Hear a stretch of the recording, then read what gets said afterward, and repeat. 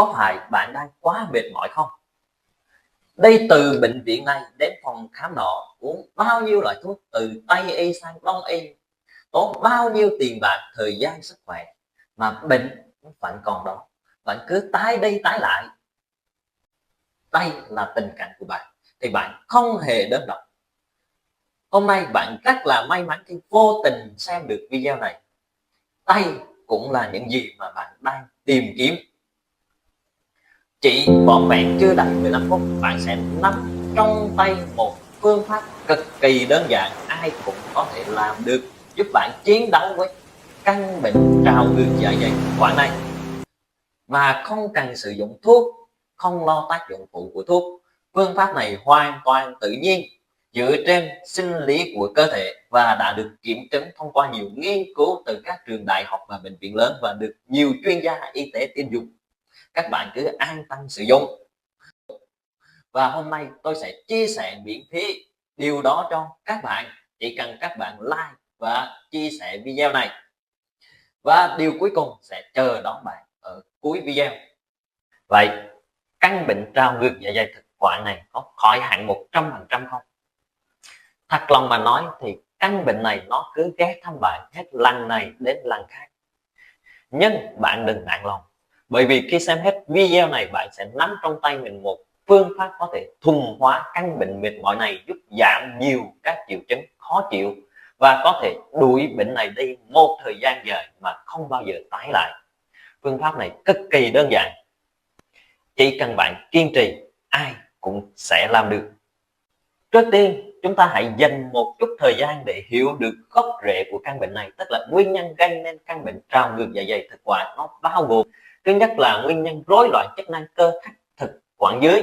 Nói nôm na là cơ này nó có chức năng đảm nhiệm là thắt lại vùng thực quản với dạ dày, khiến cho dịch và axit từ dạ dày không thể trào lên thực quản được. Nếu rối loạn thì dịch và axit sẽ trào lên và gây nên triệu chứng trào ngược dạ dày thực quản.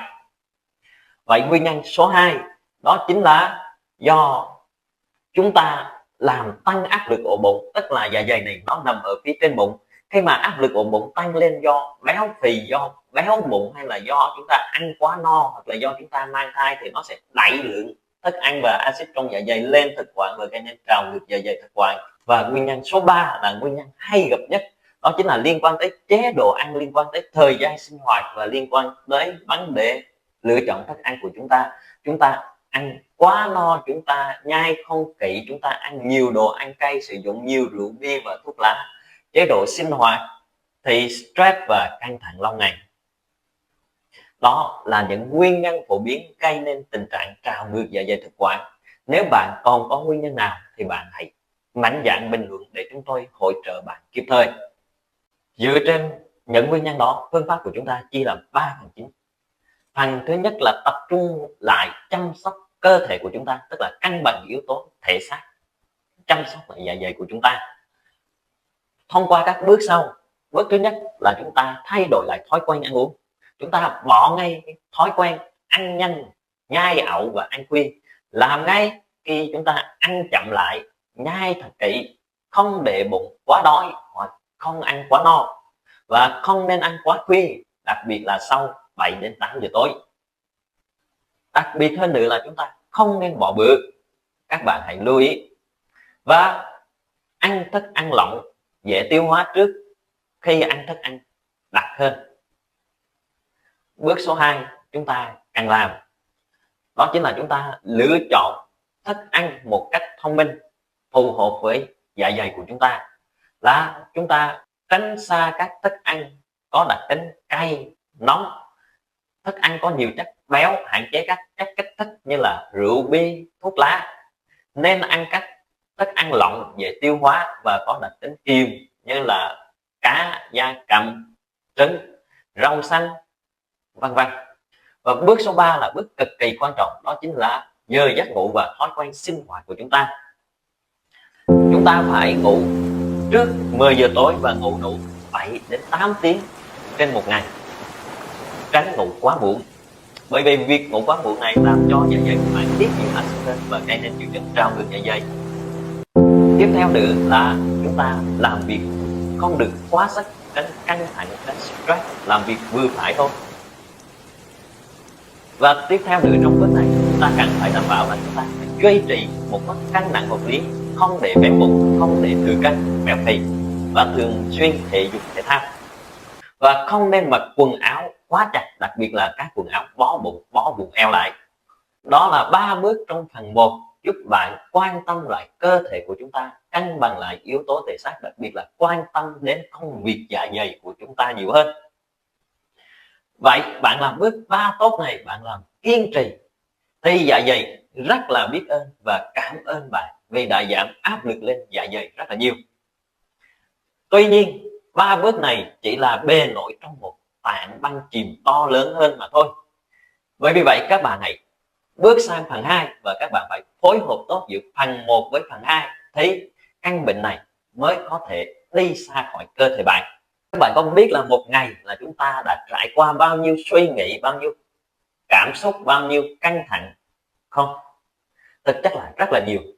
Chính những suy nghĩ, cảm xúc tiêu cực này nó sẽ dẫn đến dạ dày của chúng ta tăng tiết nhiều axit, tăng co thắt và làm rối loạn chức năng cơ thắt thực quản dưới, và gây nên triệu chứng trào ngược dạ dày thực quản nghiêm trọng hơn và tái đi tái lại nhiều lần hơn. Do đó phần 2 này chúng ta sẽ tập trung vào cân bằng tâm trí để giúp bạn tránh xa những căng thẳng, tránh xa những stress, những suy nghĩ và cảm xúc tiêu cực này thông qua 2 bước sau. Bước thứ nhất là khi mà bạn gặp suy nghĩ và cảm xúc tiêu cực đó, điều đầu tiên là bạn không phản ứng nhanh mà hãy bình tĩnh thực hiện ngay động tác cầu nguyện. Bởi vì động tác cầu nguyện này sẽ giúp cho bạn an tâm hơn ngay từ bước đầu tiên, và để cho cơ thể của bạn không phản ứng thái quá với những suy nghĩ và cảm xúc tiêu cực của mình, như là tức giận, lo lắng, buồn rầu, căng thẳng. Các bạn nhớ nhé, khi chúng ta gặp suy nghĩ cảm xúc tiêu cực thì chúng ta làm ngay động tác cầu nguyện, cầu cho tất cả mọi chuyện đều sẽ ổn. Bước số 2 chúng ta là chúng ta bình tĩnh, tập trung vào nhịp thở. Chúng ta hít thở thật sâu và tập trung vào nhịp thở. Tôi tin rằng chỉ sau 5 đến 10 nhịp thở các bạn sẽ hoàn toàn bình tĩnh lại, tỉnh táo lại và thông suốt lại. Và điều này cũng khiến cho dạ dày của bạn cũng đỡ phản ứng với những cảm xúc trên, không tiết axit quá mức, không co thắt quá mức, và khiến bệnh của bạn dần dần được chữa khỏi. Nếu bạn làm tốt 2 bước này thì dạ dày của bạn rất là cảm ơn bạn vì lòng của bạn không còn đau thắt thêm một lần nào nữa. Nếu bạn làm tốt 2 bước trong phần 2 này và 3 bước trong cái phần 1 thì dạ dày của bạn rất là biết ơn và cảm ơn bạn, bụng của bạn rất là biết ơn và cảm ơn bạn. Vì bạn hãy nghĩ rằng khi mỗi lần bạn tức giận, bạn ăn uống không điều độ, ăn uống không đúng cách, ăn uống không thông minh, hay là bạn buồn rầu chuyện gì đó thì bụng của bạn rất là đau, và đừng để lòng mình đau thêm một lần nào nữa. Các bạn hãy kiên trì thực hiện. Và cuối cùng là phần 3. Trong phần này bạn sẽ biết được bạn làm gì khi xuất hiện triệu chứng trào ngược dạ dày thực quản, một triệu chứng rất khó chịu. Chắc hẳn các bạn đã quen với triệu chứng tức nghẹn vùng ngực, đau âm ỉ vùng thượng vị, thậm chí có cảm giác buồn nôn, nôn ói nhưng không thể nôn được, và các bạn cảm giác đau nóng rát dọc theo xương ức. Lúc này các bạn thường hay làm gì? Các bạn lấy thuốc uống ư? Đừng, các bạn hãy thực hiện ngay các bước sau đây trước khi uống thuốc. Bước đầu tiên, các bạn hãy bình tĩnh và đừng hoảng loạn. Việc đầu tiên bạn nên làm là các bạn hãy uống một ngụm nhỏ nước ấm. Vì việc uống nước ấm này nó sẽ giúp trung hòa lượng axit trong thực quản cao lên thực quản, lên miệng của bạn và trôi xuống dạ dày lại.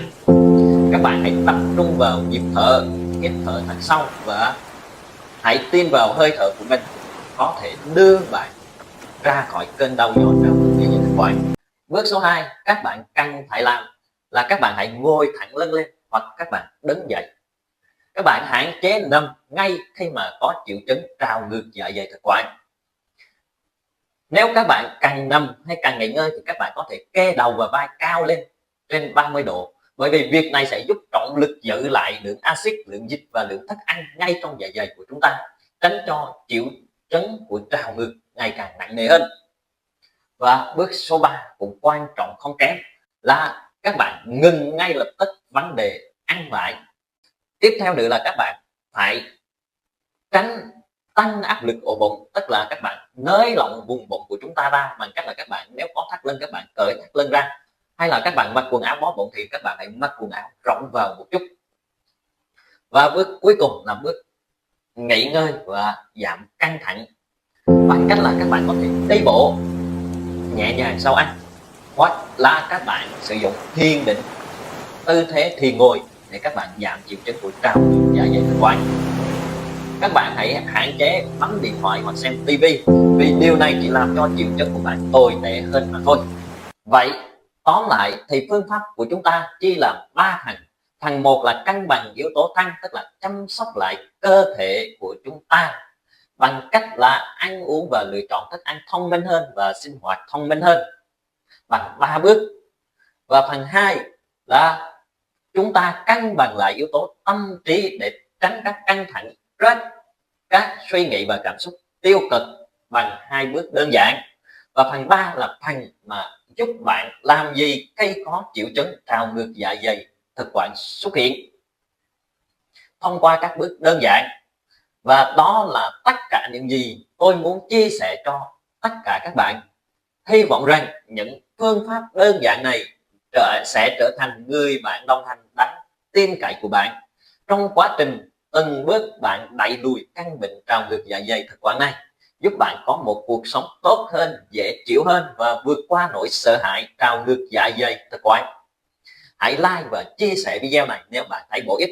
Tôi xin chân thành cảm ơn và kính chúc các bạn tràn đầy sức khỏe và thành công.